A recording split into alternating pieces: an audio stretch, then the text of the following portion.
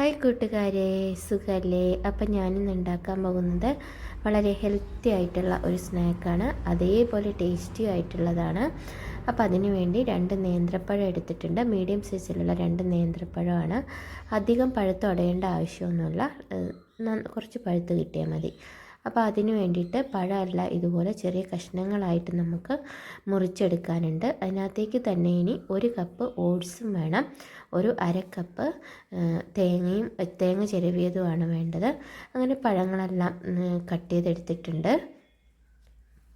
അടുത്തതായി ഇതിനകത്തേക്ക് 2 അച്ച് ശർക്കരയാണ് വേണ്ടത്. 150 ഗ്രാമുള്ള ശർക്കര 1 കപ്പ് വെള്ളം ഒഴിച്ചിട്ട് നന്നായിട്ട് അരിച്ചെടുത്ത് മാറ്റി വെക്കാം. ചൂടായ പാനിലേക്ക് 1 കപ്പ് ഓട്സ് ചേർത്ത് കൊടുത്തിട്ടുണ്ട്. ഇത് നമുക്കൊന്ന് റോസ്റ്റ് ചെയ്തെടുക്കാം. അപ്പോൾ അധികം കളറ് മാറേണ്ട ആവശ്യമൊന്നുമില്ല, ജസ്റ്റ് ഒന്ന് 2 മിനിറ്റ് റോസ്റ്റ് ചെയ്തെടുത്താൽ മാത്രം മതി. അങ്ങനെ നമ്മുടെ ഓട്സ് എല്ലാം റോസ്റ്റായി വന്നിട്ടുണ്ട്. ഇത് നമുക്ക് വേറൊരു പാത്രത്തിലേക്ക് മാറ്റി കൊടുക്കാം. അപ്പോൾ ആ സമയം തന്നെ നമ്മുടെ വെള്ളത്തിൻ്റെ കൂട്ടെല്ലാം ഉരുകി വരുന്നുണ്ട്. അടുത്തതായി ചൂടായ പാനിലേക്ക് 1/2 ടേബിൾ സ്പൂൺ നെയ്യ് ചേർത്ത് കൊടുക്കാവുന്നതാണ്. ഇനി കട്ട് ചെയ്ത് വെച്ച നേന്ത്രപ്പഴത്തിൻ്റെ കഷ്ണങ്ങൾ നമുക്കിതിനകത്തേക്ക് ചേർത്ത് കൊടുക്കാം. അപ്പോൾ ഈ നേന്ത്രപ്പഴം ഒരു മീഡിയം ഫ്ലെയിമിലിട്ട് ഒന്ന് റോസ്റ്റ് ചെയ്തെടുക്കണം. അപ്പോൾ ഇത് അതായത് ഒരു നല്ലൊരു ഗോൾഡൻ കളറായിട്ട് വരും.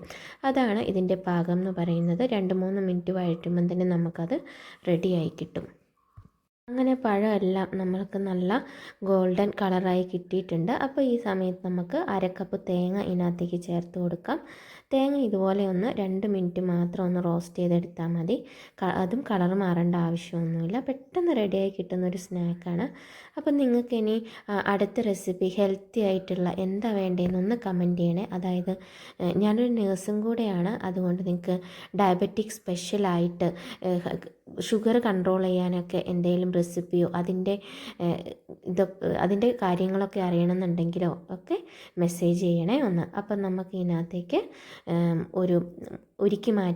അരിച്ച് മാറ്റി വെച്ച ശർക്കരപ്പാനി ഇതിനകത്തേക്ക് ചേർത്ത് കൊടുക്കാവുന്നതാണ്.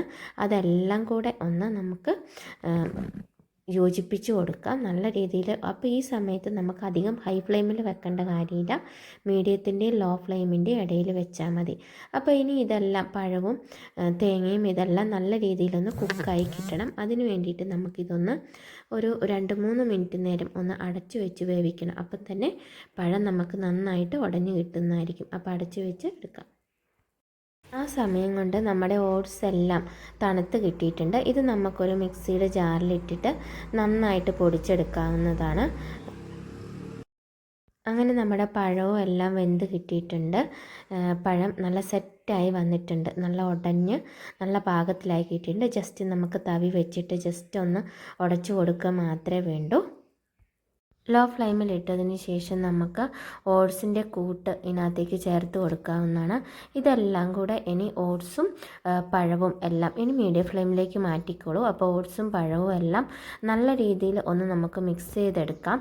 അപ്പോൾ വെള്ളം എല്ലാം കറക്റ്റ് അളവിലായിരുന്നു, അതുകൊണ്ട് തന്നെ ഇനി എക്സ്ട്രാ ചേർക്കേണ്ട ആവശ്യമൊന്നുമില്ല. ഇതിനകത്തേക്ക് ഒരു 1/2 ടീസ്പൂൺ ഏലക്ക പൊടിയും കൂടി നമുക്ക് ചേർത്ത് കൊടുക്കാം. അതിനുശേഷം ഇതെല്ലാം പതിയെ നല്ല രീതിയിൽ ഒന്ന് യോജിപ്പിച്ച് പഴവും എല്ലാം ഒന്ന് സെറ്റാക്കി എടുക്കുക.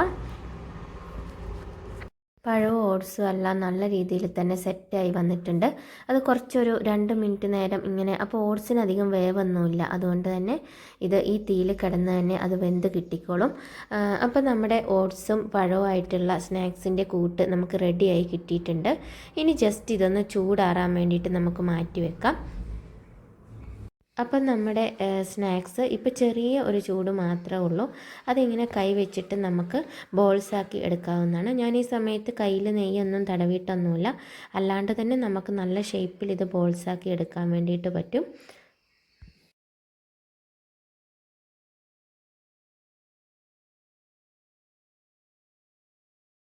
അങ്ങനെ ഞാൻ എല്ലാം ബോൾസാക്കി ഇതുപോലെ എടുത്തിട്ടുണ്ട്. നല്ല ഹെൽത്തിയും ടേസ്റ്റിയുമായിട്ടുള്ള ഓട്സ് ബോൾസ് എല്ലാവരും ഉണ്ടാക്കി നോക്കൂ. നല്ലൊരു വീഡിയോ ആയിട്ട് വീണ്ടും കാണാം.